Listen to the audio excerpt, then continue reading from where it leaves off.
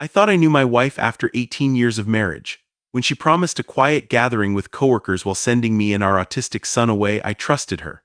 But something felt off, so I came home early. What I found in my kitchen made my blood boil. Months of lies that would destroy everything. My name is Michael Thompson, but everyone calls me Mike. I'm 42 years old and I run a pest control business here in suburban Phoenix. It's not glamorous work, but it pays the bills and keeps our family comfortable. Jen works as a coordinator at a nonprofit downtown, something she's passionate about. We've got Tyler, our 10-year-old son, who's on the autism spectrum. He's a bright kid, loves trains, and knows more about locomotives than most grown men. Taking care of him requires patience and routine, which both Jen and I learned to provide over the years. That Friday evening started like any other. I was finishing up a job at Mrs. Henderson's place, termites in her garage, when Jen called around 5:30. "Hey honey," her voice sounded unusually cheerful, almost too bright. "Listen, some of the girls from work want to get together tonight. Nothing big, just a quiet little gathering at our place. Maybe order some pizza, catch up on things." I wiped the sweat from my forehead, loading my equipment back into the truck. "Sounds nice. How many people we talking about?" "Oh, just a few. Sarah from accounting, maybe Lisa and her husband. You know how it is, very low-key." She paused for a moment. "Actually, why don't you take Tyler to your brother's for the night? You know how he gets with strangers in the house, and it might be good for you too to have some guy time." That should have been my first red flag. Jen knew Tyler's routine was sacred, especially on weekends. Disrupting it for a casual get-together seemed odd, but she had a point about the noise level affecting him. "You sure? It's pretty last minute to dump him on Danny." "I already called. Danny said it's perfect timing. He wanted to show Tyler his new model train set anyway." Everything seemed reasonable enough. Jen had been working hard lately, dealing with increased responsibilities at the nonprofit. She deserved a night to unwind with friends, and Tyler would love spending time with his uncle, especially if trains were involved. "All right," I said, starting up the truck. "I'll swing by, grab Tyler, and head over to Danny's. You ladies have fun." "Thanks, Mike, you're the best. Love you too." As I drove home, something nagged at me. Maybe it was the way she'd been so quick to arrange Tyler's sleepover, or how she seemed almost eager to get us both out of the house. But I pushed those thoughts aside. After 18 years together, you learn to trust your partner, right? If only I'd known then what I was about to discover. I dropped Tyler off at Danny's around 7:30. My brother was excited to show off his new addition to the model train collection, a detailed replica of a 1950s diesel locomotive that Tyler immediately gravitated toward. Watching my son's face light up as he examined every detail of that train, I felt good about the decision to bring him over. "Thanks for taking him on short notice," I told Danny as we stood in his garage-turned-train room. "Are you kidding? Tyler's great company. We'll probably be up till midnight talking about horsepower and gear ratios." Danny grinned, ruffling Tyler's hair gently. "You go enjoy your evening off." The plan was to grab a beer with some buddies, maybe catch the game at Murphy's Tavern, but as I drove away from Danny's house, that nagging feeling from earlier returned stronger than before.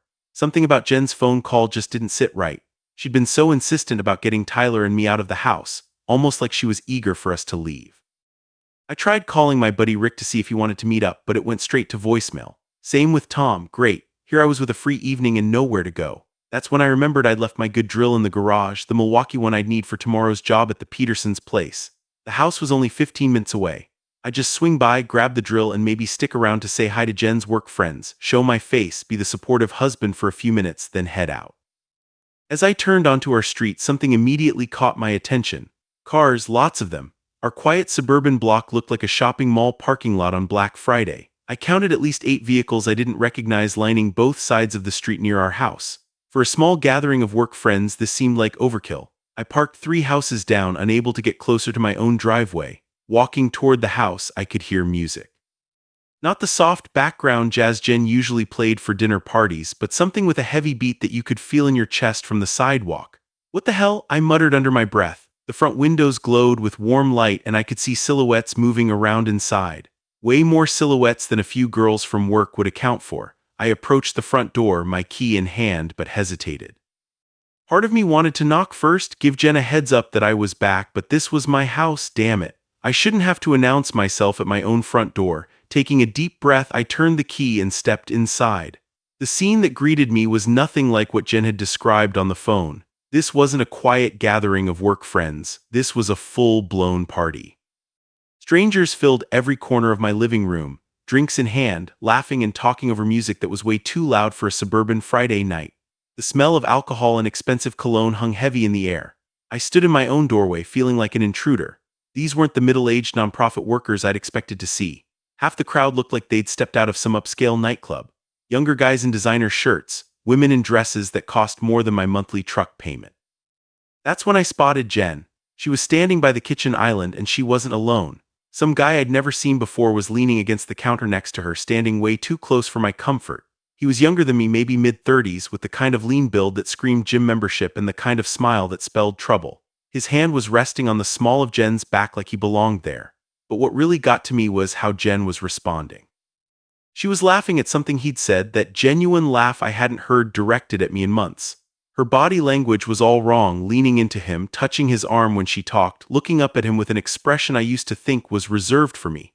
I felt my hands clench into fists. 18 years of marriage and I'd never seen my wife look at another man like that. I started moving through the crowd.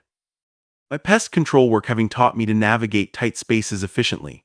People stepped aside without really noticing me, just another guy at the party. But as I got closer I could hear their conversation. "You're terrible, Marcus," Jim was saying, playfully swatting his chest. "I can't believe you said that to your boss." Marcus, even his name sounded like trouble. What can I say? Life's too short to play it safe all the time. His voice was smooth, confident. Sometimes you gotta take what you want.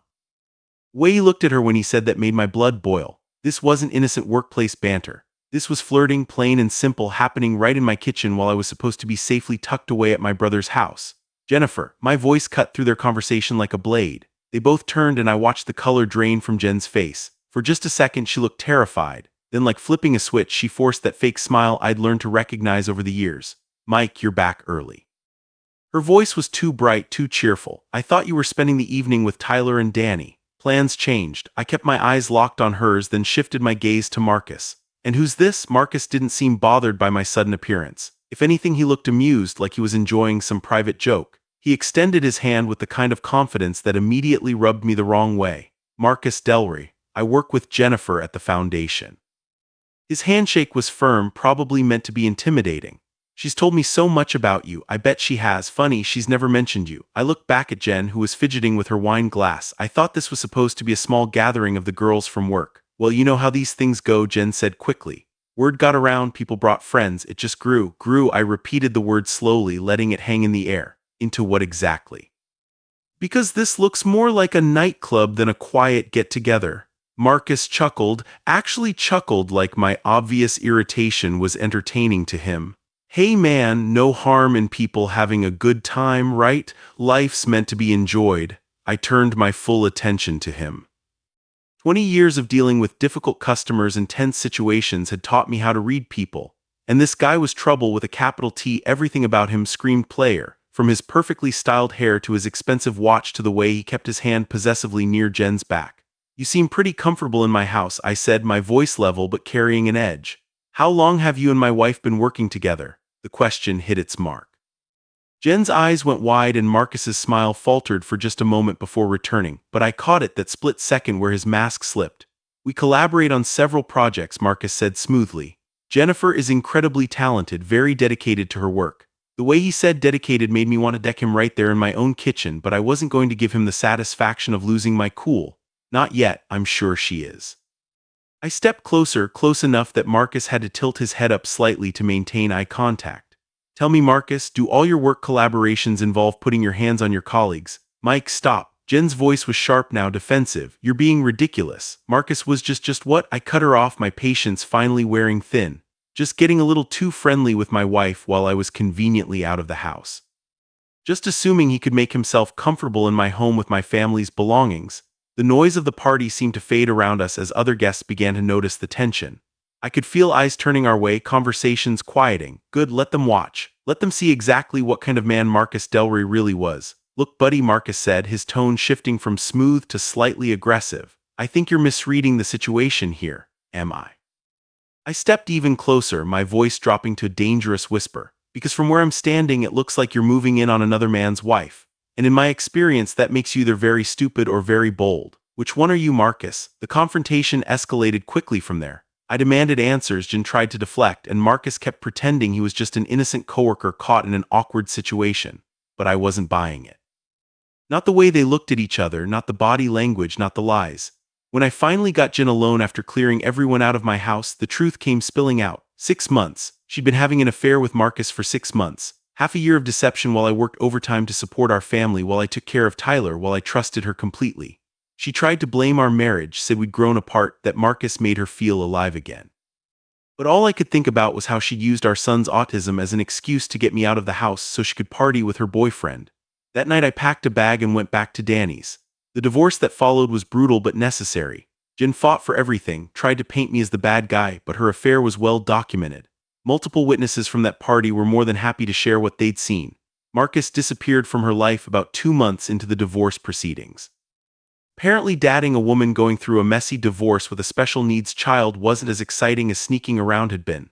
6 months later, I'm sitting in my new apartment watching Tyler work on his model trains. We have our routine now, weekdays with his mom, weekends with me. He's thriving with the clear schedule and honest communication. My business is doing better than ever, and I've even started saving for Tyler's college fund again. Jen looks tired and regretful every time she picks Tyler up, but I keep things professional. We're co-parents now, nothing more. Sometimes I think about that night, walking into my own house and finding my wife with another man. It destroyed everything I thought I knew about my marriage. But in the wreckage, I found something unexpected. Peace. Real peace that comes from living honestly, from not walking on eggshells, from building a life based on trust and respect. Tyler just showed me his finished model of a Union Pacific locomotive, his face beaming with pride. This is what matters, not the drama, not the betrayal, not the lies, just this quiet moment with my son building something real together, and that's worth more than anything I lost. If this story meant something to you, you're going to love what's coming next. Click that video right there for another story about someone who chose consequences over silence. And if you haven't subscribed yet, now is the time. I post new stories every week. Hit that bell so you never miss one. I'll see you in the next one.